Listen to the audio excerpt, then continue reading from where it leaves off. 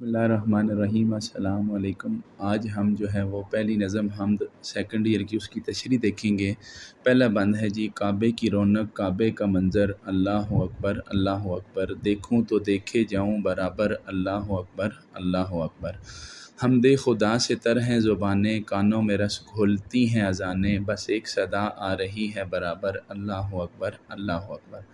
تیرے حرم کی کیا بات مولا، تیرے کرم کی کیا بات مولا، تا عمر لکھ دے آنا مقدر، اللہ اکبر اللہ اکبر۔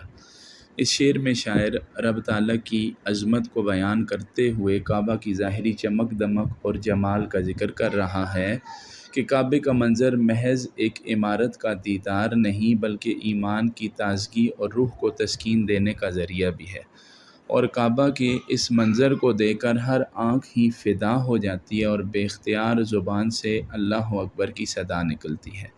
رب تعالیٰ کی عظمت اور بڑائی کا اعتراف ہونے لگتا ہے۔ اللہ پاک خود فرماتے ہیں، ترجمہ: بے شک سب سے پہلا گھر جو لوگوں کی عبادت کے لیے بنایا گیا وہ مکہ والا ہے، جو برکت والا اور تمام جہانوں کے لیے ہدایت ہے۔ رسول اللہ صلی اللہ علیہ وسلم کا ارشاد ہے، بہترین ذکر لا الہ الا اللہ اور بہترین دعا استغفار ہے۔ شاعر کعبہ کے گرد موجود روحانی ماحول کی عکاسی کرتا ہے کہ وہاں ہر بندے کی زبان پر اللہ کی بڑائی اور حمد و ثنا ہوتی ہے، اور جب اذان کی آواز گونجتی ہے، مؤذن خوبصورت آواز میں اذان دیتا ہے تو انسان کو دلی اور روحانی سکون ملتا ہے۔ وہ آواز انسانوں کے کانوں سے گزر کر انسان کی روح کو تازگی دیتی ہے۔ اللہ پاک خود فرماتے ہیں، بے شک اللہ کے ذکر سے ہی دلوں کو اطمینان ملتا ہے۔ انسان کے جسم میں دو طرح کی پاکیزگی ہے، ایک انسان کی جسمانی پاکیزگی اور دوسری روحانی۔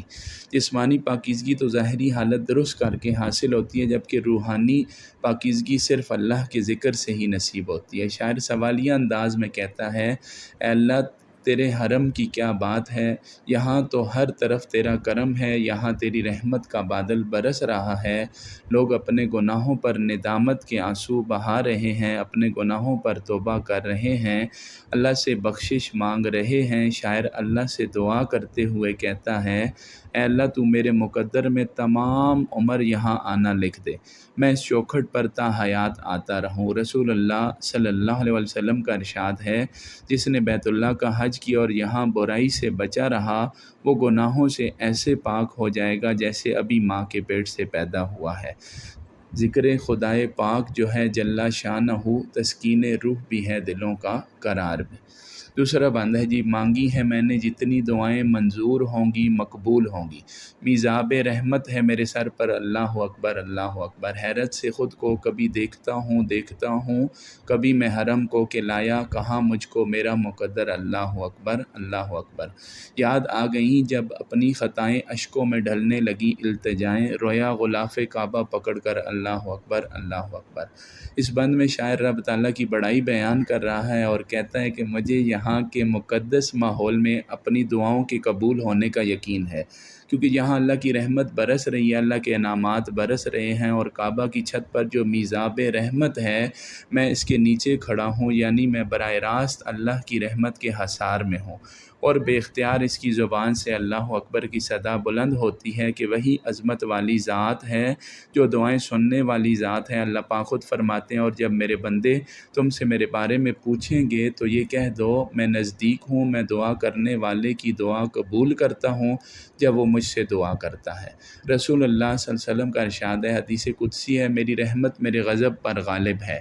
شاعر کہتا ہے کہ جب میں نے اپنے آپ کو دیکھتا اور سامنے حرم کو دیکھتا ہوں تو میں حیران رہ جاتا ہوں کہ میرا مقدر مجھے کہاں لے آیا ہے، میں گناہ گار، میں خطا کار ہوں، میرے اتنے گناہوں کے باوجود اللہ نے مجھے یہاں بلا لیا ہے۔ یہ میرے لیے بہت بڑی سعادت اور خوش قسمتی کی بات ہے کہ میرے مقدر جاگ گئے اور مجھے یہاں پر حاضری کا شرف ملا۔ شاعر کہتا ہے کہ وہاں پہنچ کر مجھے میری خطائیں یاد آ گئیں اور بے اختیار میری آنکھوں سے ندامت کے آنسو بہنے لگے، میں غلاف کعبہ پکڑ کر آنکھوں سے آنسو بہانے لگا، اللہ سے اپنے گناہوں کی معافی مانگنے لگا، اور مجھے اس بات کا کامل یقین ہے کہ اللہ میری خطاؤں کو ضرور معاف کرے گا۔ حدیث قدسی ہے، مجھے وہ آنسو تمام دنیا کی دولت سے زیادہ عزیز ہے جو میری یاد میں میرے خوف سے بہایا جائے۔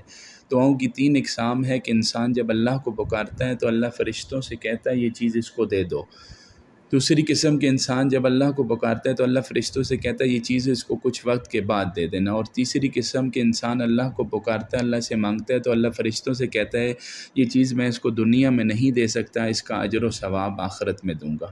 مجھ سے گناہ گار کو بھی بخشش کی ہے امید، اس سے کہ جو کریم بھی ہے آمرزگار بھی۔ تیسرا بند ہے، بھیجا ہے جنت سے تجھ کو خدا نے، چوما ہے تجھ کو میرے مصطفیٰ نے، اے سنگ اسود تیرا مقدر، اللہ اکبر اللہ اکبر۔ دیکھا صفا اور مروہ بھی دیکھا، رب کے کرم کا جلوہ بھی دیکھا، دیکھا وہاں ایک سروں کا سمندر، اللہ اکبر اللہ اکبر۔ مولا سبھی اور کیا چاہتا ہے، بس مغفرت کی عطا چاہتا ہے، بخشش کے طالب پہ اپنا کرم کر، اللہ اکبر اللہ اکبر۔ اس بند میں شاعر کعبہ کا پرکیف منظر بیان کرتے ہوئے کہتا ہے کہ کعبہ کے ایک کونے پر سنگ اسود نصب ہے جسے جنت سے براہ راست لایا گیا ہے۔ شاعر سنگ اسود کی فضیلت کو بیان کر رہا ہے کہ اے سنگ اسود تیرا مقدر بڑا بلند ہے، میں ایک تو جنت سے لایا گیا ہے، دوسرا تجھے محمد مصطفیٰ صلی اللہ علیہ وسلم نے چوما ہے، اور تیسرا تو کعبہ کے کونے میں نصب ہے۔ تو بے اختیار شاعر کی زبان سے اللہ کی عظمت اور بڑائی کا اقرار ہوتا ہے کہ اللہ سب سے بڑا ہے۔ شاعر کہتا ہے کہ بیت اللہ کا حج کرنے اور عمرہ کرنے جتنے بھی زائرین جاتے ہیں وہ وہاں جا کر سنگ اسود کو چومتے ہیں، کیونکہ یہ رسول اللہ صلی اللہ علیہ وسلم کی سنت ہے۔ شاعر مزید تجربات کو بیان کرتا ہے جو اس نے حج و عمرہ کی ادائیگی کے دوران حاصل کیے۔ وہ کہتا ہے کہ اس نے صفا اور مروہ کے درمیان سعی کی جو حضرت حاجرہ علیہ السلام کی سنت ہے اور اس اسلامی عبادات کا لازمی جز ہے، اور یہاں اس نے اللہ کے کرم کا جلوہ بھی دیکھا، یعنی سروں کا ایک سمندر دیکھا۔ دنیا بھر سے لوگ وہاں آئے ہوئے تھے، ان کی مختلف زبانیں، مختلف رنگ، مختلف بولیاں، تو یہ سروں کا سمندر دیکھ کر بے اختیار اس کی زبان سے اللہ اکبر کی صدا جاری ہونے لگی، وہ اللہ کی عظمت اور بڑائی کو بیان کرنے لگا۔ شاعر کہتا ہے کہ اللہ میں تجھ سے کچھ نہیں چاہتا، میں تو صرف تجھ سے بخشش چاہتا ہوں، تیرے کرم کا طلبگار ہوں، تو ہی بخشش کرنے والا اور مہربان ہے۔ اے اللہ تو میرے گناہوں کو بھی بخش دے، مجھ سے زندگی میں جتنی بھی خطائیں ہوئی ہیں ان خطاؤں کی بھی معافی مانگتا ہوں، اے اللہ میری مغفرت فرما۔ شان جلال کس کی عیاں ہے جبل جبل، رنگ جمال کس کا جمع ہے افق افق، مکتوم کس کی موج کرم ہے صدف صدف، مرقوم کس کا حرف وفا ہے افق افق۔